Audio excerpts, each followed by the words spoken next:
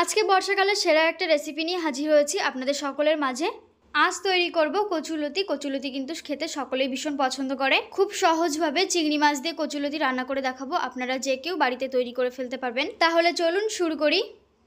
সবার প্রথমে নিয়েছি কচুলতি। কচুলতিগুলো খুব ভালোভাবে খোসা ছাড়িয়ে পরিষ্কার করে ধুয়ে জল ঝরিয়ে নেওয়া হয়েছে। এবারে কচুলতিগুলো সেদ্ধ করে নিতে হবে। তার জন্য একটা কড়াইতে পরিমাণ মতো জল দিয়ে কচুলতিগুলো দিয়ে সামান্য পরিমাণে নুন ও হলুদ দিয়ে কচুলতির সাথে খুব ভালোভাবে মিশিয়ে নিয়ে ঢাকা দিয়ে সিদ্ধ করে নিতে হবে। গ্যাসের ফ্লেমটা হাইতে করে দিয়ে 3 থেকে 4 মিনিটের মতো সময় ধরে এটাকে ভাপিয়ে নেব। খুব কিন্তু সিদ্ধ করব না, জাস্ট ভাপিয়ে নিতে হবে। 3-4 মিনিট পর ফিরে আসলাম। দেখুন এগুলো ভাপিয়ে নিয়েছি। এখন গ্যাসের ফ্লেমটা অফ করে এগুলো নামিয়ে নিয়ে ফিরে আসবো। এরপর একটা কড়াই খুব ভালো মতো গরম করে পরিমাণ মতো সর্ষের তেল দিয়ে তেলও খুব ভালো মতো গরম করে নিয়ে ফোড়নের জন্য দিয়ে দিলাম একটা তেজপাতা, একটা ফাটিয়ে নেওয়া শুকনো লঙ্কা আর কালো জিরে। ফোড়নটা জাস্ট কিছুক্ষণ একটু ফ্রাই করে নিয়ে দিয়ে দিলাম কাঁচা লঙ্কা ও রসুন বাটা। রসুন ও কাঁচা লঙ্কাও কিছুক্ষণ ফ্রাই করে নিতে হবে, রসুনের কাঁচা গন্ধভাব চলে যাওয়া পর্যন্ত। রসুন ফ্রাই করে নেওয়ার পর দিতে হবে সর্ষে বাটা। এরপর দিয়ে দিতে হবে স্বাদ অনুসারে নুন ও পরিমাণ মতো হলুদ গুঁড়ো দিয়ে খুব ভালো করে মিশিয়ে নিয়ে কিছুক্ষণ কষিয়ে নিতে হবে।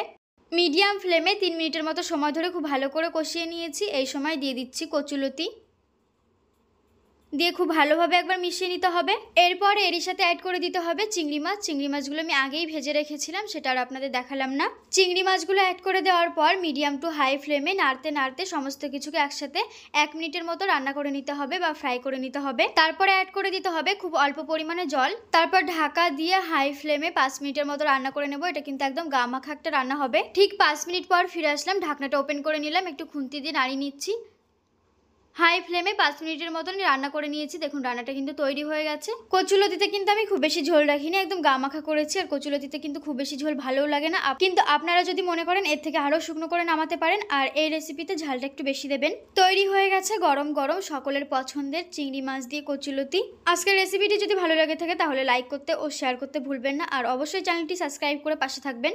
আজ এই পর্যন্ত, দেখা হচ্ছে আবারও নতুন কোনো রেসিপির সঙ্গে। ততক্ষণে সকলে খুব ভালো থাকবেন, সুস্থ থাকবেন। নমস্কার।